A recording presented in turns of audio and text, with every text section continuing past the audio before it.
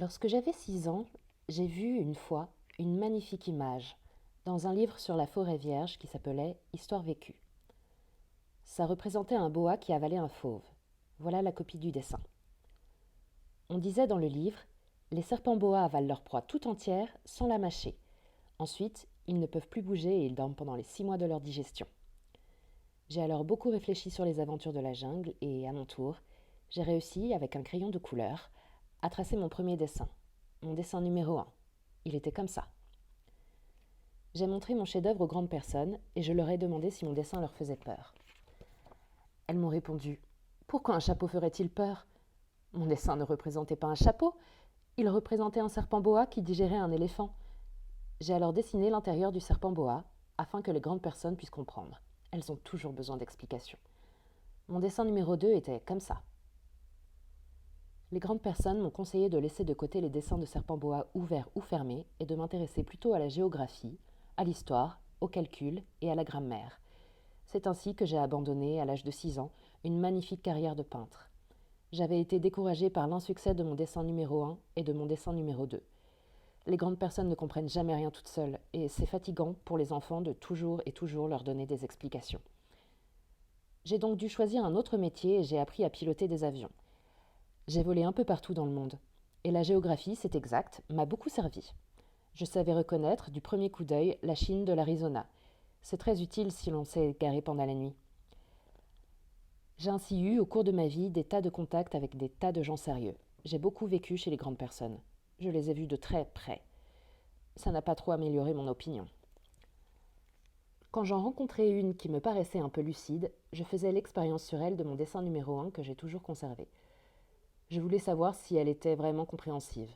Mais toujours elle me répondait « c'est un chapeau ». Alors je ne lui parlais ni de serpent boa, ni de forêt vierge, ni d'étoiles. Je me mettais à sa portée. Je lui parlais de bridge, de golf, de politique et de cravate. Et la grande personne était bien contente de connaître un homme aussi raisonnable. J'ai ainsi vécu seule, sans personne avec qui parler véritablement, jusqu'à une panne dans le désert du Sahara il y a 6 ans. Quelque chose s'était cassé dans mon moteur. Et comme je n'avais avec moi ni mécanicien ni passager, je me préparais à essayer de réussir tout seul une réparation difficile. C'était pour moi une question de vie ou de mort. J'avais à peine de l'eau à boire pour 8 jours. Le premier soir, je me suis donc endormie sur le sable à 1000 milles de toute terre habitée.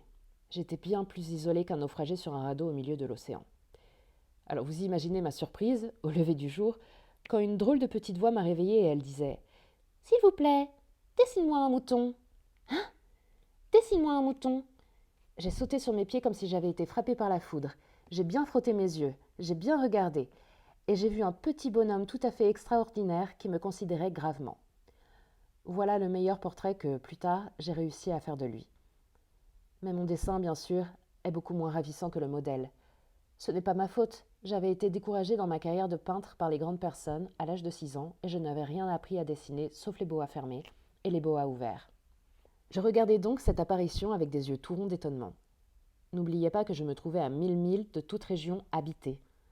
Or, mon petit bonhomme ne semblait ni égaré, ni mort de fatigue, ni mort de faim, ni mort de soif, ni mort de peur. Il n'avait en rien l'apparence d'un enfant perdu au milieu du désert, à 1000 milles de toute région habitée. Quand je réussis enfin à parler, je lui dis « Mais qu'est-ce que tu fais là ?» Il me répéta alors, tout doucement, comme une chose très sérieuse. « S'il vous plaît, dessine-moi un mouton. » Quand le mystère est trop impressionnant, on n'ose pas désobéir. Aussi absurde que cela me sembla à 1000 milles de tous les endroits habités et en danger de mort, je sortis de ma poche une feuille de papier et un stylographe. Mais je me rappelais alors que j'avais surtout étudié la géographie, l'histoire, le calcul et la grammaire, et je dis au petit bonhomme, avec un peu de mauvaise humeur, que je ne savais pas dessiner. Il me répondit « Ça ne fait rien, dessine-moi un mouton. » Comme je n'avais jamais dessiné un mouton, je refis, pour lui, l'un des 2 seuls dessins dont j'étais capable, celui du boa fermé. Et je fus stupéfait d'entendre le petit bonhomme me répondre « Non, non, je ne veux pas d'un éléphant dans un boa. Un boa, c'est très dangereux et un éléphant, c'est très encombrant. Chez moi, c'est tout petit. J'ai besoin d'un mouton. Dessine-moi un mouton. » Alors j'ai dessiné. Il regarda attentivement, puis « Non, celui-là est déjà très malade. Fais-en un autre. » Je dessinai.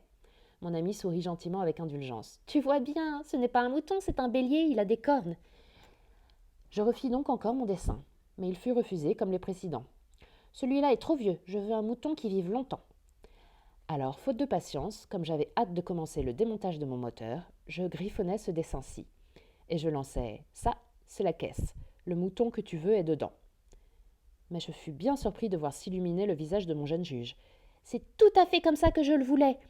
Crois-tu qu'il faille beaucoup d'herbe à ce mouton ? » ?»« Pourquoi ? » ?»« Parce que chez moi, c'est tout petit. »« Ça suffira sûrement. Je t'ai donné un tout petit mouton. » Il pencha la tête vers le dessin. « Pas si petit que ça, tiens.